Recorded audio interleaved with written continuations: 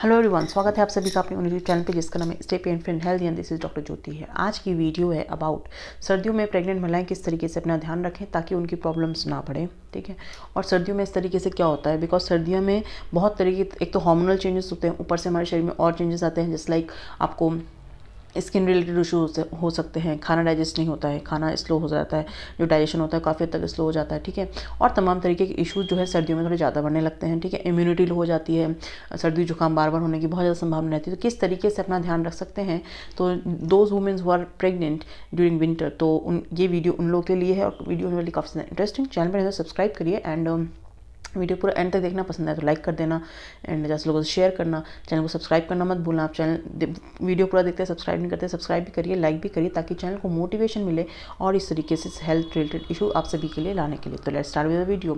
Pregnancy में आप सभी जानते हैं बहुत सारे तरीके के, एक तो हार्मोनल चेंजेस होते हैं, ऊपर से सर्दी में बहुत सारे इश्यूज होने लगते हैं, जैसे कि आपको स्किन रिलेटेड इशू हो गया, आपका डाइजेस्टिव सिस्टम जो है वो स्लो हो जाता है, स्किन में रैशेस होने लगते हैं, स्किन ड्राइनेस होने लगती है, पानी पसंद नहीं आता है, कॉन्स्टिपेशन, ब्लोटिंग ये सब ज़्यादा होने लगता है। ठीक है, और बार बार जुकाम ज़्यादा होता है। ये सब के बेसिकली कारण होते हैं कि आपकी इम्यूनिटी जो है काफ़ी हद तक स्लो हो गई है और इम्यूनिटी लो होने के कारण आपको इस तरीके की प्रॉब्लम्स होती हैं। ठीक है, तो आज हम बात करेंगे वन बाय वन किस तरीके से आप ध्यान रखें। सबसे पहले आपको विंटर जैकेट्स पहननी है। अब ज़रूरी नहीं कि प्रेग्नेंट है तो हम बहुत ही ज़्यादा क्या बोलते हैं अपने मैटरनिटी की ड्रेसेस हैं मैक्सी पहन के घूमते रहें, ऐसा नहीं है। आप जैकेट्स पहनिए, बिकॉज ये आपको एक कहेंगे सर्दी से बचाएगा। ठीक है, घर के स्वेटर वगैरह तो पहन सकते हैं, बट टाइट कपड़े आपको बिल्कुल नहीं पहनने हैं। बहुत सारी फीमेल्स होते हैं, अरे ये तो फिट आ गया, अरे बहुत अच्छे लग रहे हैं, बट ऐसा नहीं है। वो एक क्यूरियोसिटी होती है ना कि हमको पहले कपड़े आ रहे हैं कि हम अरे देखो ये भी फिट आ गया।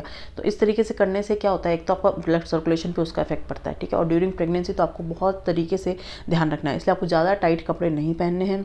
विंटर जैकेट्स पहनिए, जैकेट्स जो जिप वगैरह होती है उसको खुला रखिए, कोई दिक्कत की बात नहीं है, घर में ही है, इतना कोई इशू नहीं है। बट आपको लूज़ कपड़े ही पहनने हैं, टाइट कपड़े ज़्यादा नहीं पहनने हैं, बिकॉज टाइट कपड़े में अफेक्ट योर सर्कुलेशन, राइट। तो आपको लूज़ कपड़े पहनने हैं और विंटर जैकेट्स पहनिए। ज़्यादा ये कॉटन के इतना मत फोर्स करिए, या तो सर्दी लगने की बहुत, जैसे मैं कह रही हूँ, इम्यूनिटी बहुत हद तक कम हो जाती है और इम्यूनिटी कम होने के बाद ही आपका बार बार कोल्ड एंड कफ होने की संभावना रहती है। फर्स्ट चीज़ तो ये होगी। सेकेंड चीज़, बहुत सारी फीमेल्स को जो है कि लेग्स में काफ़ी हद तक स्वेलिंग हो जाती है और लेग्स में स्वेलिंग होने के कारण वो अपने जो नॉर्मल के डेली रूटीन वेयर के जो शूज़ होते हैं वो पहन लेते हैं, जिसके कारण भी उनकी स्वेलिंग बढ़ सकती है और वैसे चप्पल फिट नहीं आएगी, चलेंगे कैसे, रास्ते में कहीं गिर सकते हैं। इसलिए वो स्लीपर्स पहनिए, वो शूज़ पहनिए जो आपको फिट आए। ठीक है, अब बात करेंगे, स्लीपर ज़्यादा पहननी नहीं है और स्लीपी सर पे चलना नहीं है। जैसे बारिश वारिश हो रही है तो कहीं जाना बिल्कुल रेस्ट्रिक्ट करिए, बारिश वगैरह में कहीं नहीं जाइए, बिकॉज अगर स्लिप करते तो ऑब्वियसली आपको पता है कि बहुत ज़्यादा कॉम्प्लिकेशंस हो सकते हैं। ठीक है, तो जो चप्पल वगैरह है वो सब मत पहनिए। बाहर कहीं इन केस आपको जाना पड़ जाए तो स्पोर्ट्स शूज़ पहनिए, बहुत ज़्यादा बेटर है। ठीक है, और उसके साथ साथ आप अगर स्पोर्ट्स शूज़ नहीं पहन सकते तो एकदम फ्लैट्स पहन सकते हैं। ठीक है, वो ज़्यादा बेटर रहेगी। और फीमेल के तो वैसे ही शूज़ आते हैं, वो आप वेयर करिए।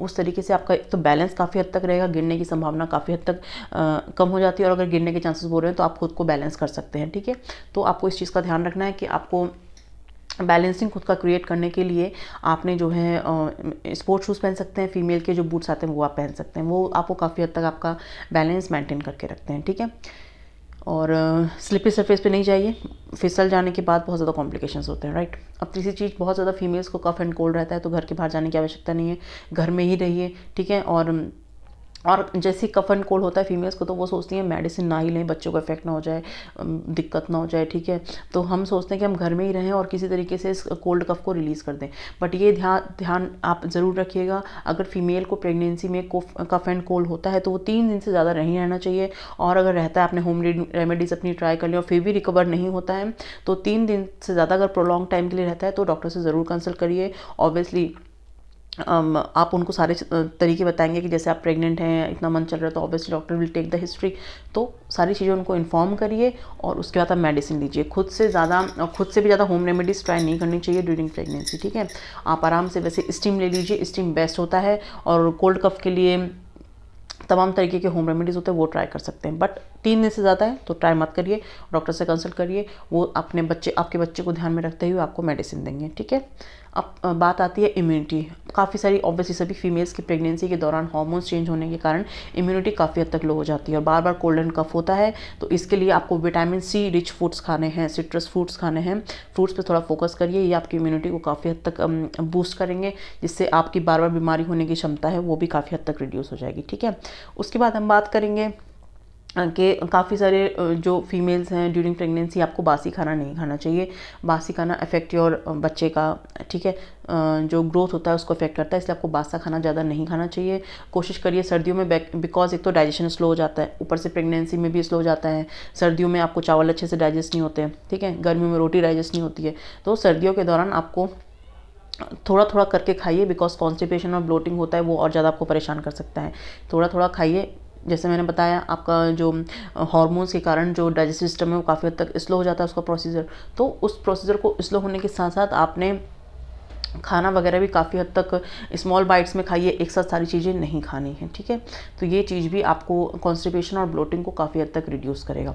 तो इस चीज़ का आपको बहुत ज़्यादा ध्यान रखना है खाने का, स्पेशली कि एक तो बासी खाना नहीं खाना है, और खाना खाने तो फ्रेश खाना खाइए और स्मॉल अमाउंट में खाइए, ज़्यादा नहीं खाना है, ठीक है। उसके बाद हम बात करेंगे पानी, खुद को हाइड्रेट रखना है। सर्दी में पानी की, जैसे मैंने लास्ट वीडियो में डिस्कस करा है, पानी पीने में बहुत ज़ोर आता है। हम सोचते हैं सर्दी है और मुंह ही नहीं सूखता है, मुंह ही नहीं सूखेगा तो प्यास कैसे लगेगी, और प्यास कैसे लगेगी तो हम पियेंगे कैसे। बट पानी पीना बहुत ज़रूरी है। एक तो if you are not pregnant तो सर्वाइकल म्यूकस के लिए, प्लस बॉडी को एक हेल्दी बनाने के लिए। दूसरा, during pregnancy it is very important, आपकी बॉडी को हाइड्रेट रहना बहुत ज़्यादा ज़रूरी है, ड्राइनेस नहीं होनी चाहिए, ये बॉडी में हाइड्रेशन रहना बहुत ज़्यादा ज़रूरी है। तो आप नारियल पानी पी सकते हैं, एक हैप्पी हार्मोन रिलीज़ करेगा, आप खुशी का अनुभव करेंगे। वैसे प्रेगनेंसी तो एक खुशी का अनुभव करने वाला ही फेज़ होता है, और खुश रहिए और टेंशन ना लीजिए, स्ट्रेस ना लीजिए, और स्ट्रेस हो रहा है तो उसको रिड्यूस करने के लिए आप नारियल पानी पी सकते हैं, एक तरीके का हैप्पी हार्मोन आपके शरीर में रिलीज़ करेगा, राइट। तो ये भी आप ले सकते हैं। काफ़ी सारी फीमेल्स को during pregnancy skin related issues होते हैं, जैसे स्किन ड्राइनेस हो गई, स्किन पे रैशेस हो गए, पिंपल्स, ये सब हो गया।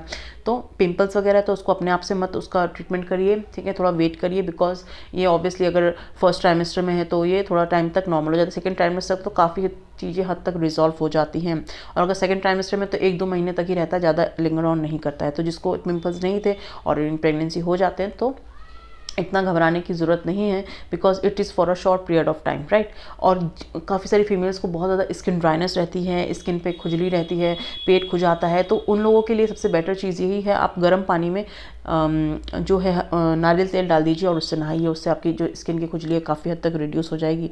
बिकॉज स्किन स्ट्रेच होती है तो आपको खुजाने का मन करता है, खुजाने के कारण वहाँ पे स्ट्रेच मार्क्स होते हैं, साथ ही साथ हाथ पैर में भी खुजली होती है, तो उसके लिए आपको ज़्यादा रैशेस हो सकते हैं, आपकी स्किन में बहुत ज़्यादा रेडनेस हो सकती है। तो आप गर्म पानी में नारियल तेल डाल के आराम से उसको नहा सकते हैं, और ज़्यादा गर्म पानी से भी नहाना है, इस पे मैंने ऑलरेडी वीडियो बनाया है, एक बार जाके ज़रूर देखना। गुनगुने पानी से नहाइए, विच इज़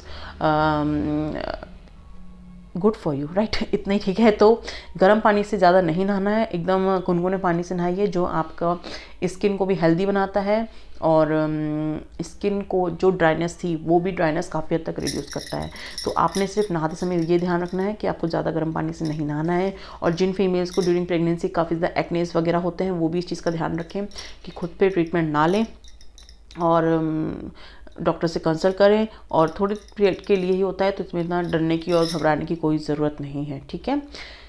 और सर्दियों में मेरे ख्याल से इतनी ही सारी चीज़ें होती हैं जो बहुत ज़्यादा ध्यान रखने वाली होती हैं, ठीक है। तो इन सब चीज़ों का आपको काफ़ी ज़्यादा ध्यान रखना है। हरी सब्जियाँ खाइए, सिट्रस फ्रूट्स खाइए, बहुत ज़्यादा बेनिफिट देगा, आपकी इम्यूनिटी को बूस्ट करके रखिए, बिकॉज ड्यूरिंग प्रेगनेंसी इम्यूनिटी काफ़ी हद तक लो होती है, तो इम्यूनिटी का खास तौर पे आपको ध्यान रखना है, ठीक है। तो होप आप सभी को, those womens who are pregnant in this season, during winter season, उन सभी को काफ़ी ज़्यादा इन्फॉर्मेशन मिली होगी इस वीडियो से। तो वीडियो आती है पसंद तो लाइक करना बनता है, एंड चैनल को सब्सक्राइब करना भी बनता है। जल्दी मिलेंगे नेक्स्ट वीडियो में, टिल देन पुरानी वीडियोज़ देख के इन्फॉर्मेशन लेते रहिए, and thank you very much for watching. This is doctor Jyoti here.